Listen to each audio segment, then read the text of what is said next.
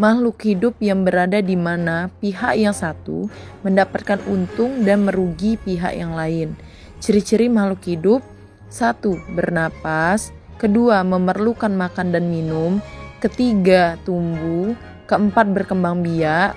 5. Menerima dan memberikan rangsangan.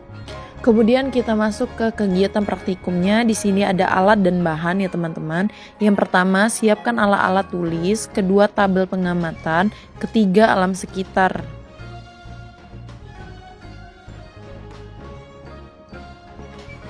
Lalu ada langkah cara kerjanya. Yang pertama, siapkan alat tulis dan tabel pengamatan. Kedua, pergilah ke lingkungan yang ada di sekitarmu.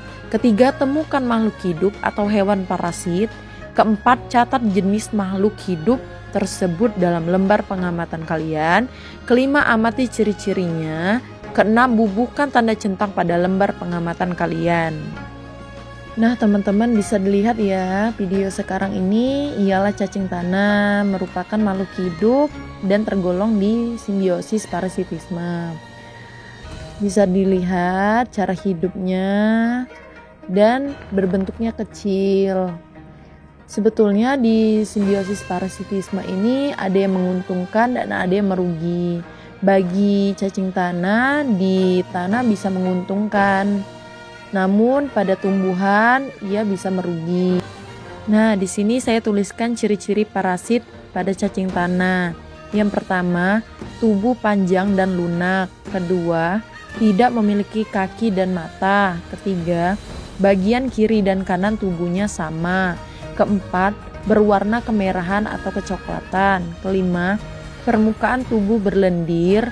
Keenam, hidup di tanah dan lembab. 7. Tubuhnya lentur karena tidak bertulang belakang. 8. Bisa menyuburkan tanah dengan menggemburkan dan menguraikan bahan organik.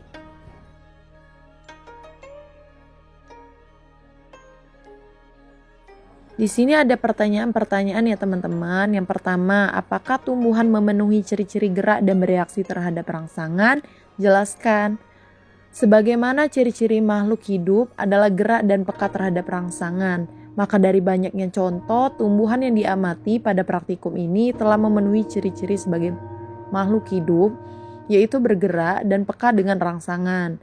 Gerak di sini bisa diakibatkan adanya perubahan alam seperti hembusan angin atau adanya hujan. Dan gerak yang diakibatkan dari tubuh tumbuhan itu sendiri. Contoh gerak dari tubuh tumbuhan itu sendiri ketika terjadi tumbuh dan berkembangnya suatu tumbuhan sehingga mengharuskannya menggugurkan daun atau mekarnya bunga.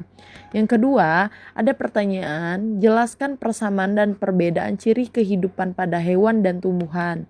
Baiklah, saya di sini akan jawab ya teman-teman. Persamaan ciri kehidupan tumbuhan dan hewan terletak pada sama-sama membutuhkan air dan mineral untuk berlangsungnya hidup, sama-sama membutuhkan sinar matahari, dan sama-sama melakukan reproduksi. Hanya saja, terdapat perbedaan pada ciri kehidupan hewan dan tumbuhan, yaitu meski tumbuhan dan hewan sama-sama membutuhkan air dan mineral, tumbuhan bisa menghasilkan makanannya sendiri melalui proses fotosintesis, sedangkan hewan memerlukan makanan dari organisme atau makhluk hidup lainnya. Tumbuhan membutuhkan sinar matahari untuk melangsungkan proses fotosintesis, sedangkan hewan memerlukan sinar matahari untuk penyerapan kalsium yang baik untuk tubuhnya. Sekian penjelasan dan pembahasan saya tadi ya teman-teman. Di sini saya berikan kesimpulannya. Hewan dan tumbuhan adalah makhluk hidup yang memiliki ciri-ciri sebagai makhluk hidup. Makhluk hidup itu sendiri merupakan benda hidup yang selain memiliki ciri atau sifat sebagai benda juga memiliki sifat atau ciri yang membedakan dari benda tak hidup. Sekian, terima kasih ya teman-teman sudah mendengarkan pembahasan saya mengenai ciri-ciri makhluk hidup simbiosis parasitisme. Sampai jumpa kembali. Wassalamualaikum warahmatullahi wabarakatuh.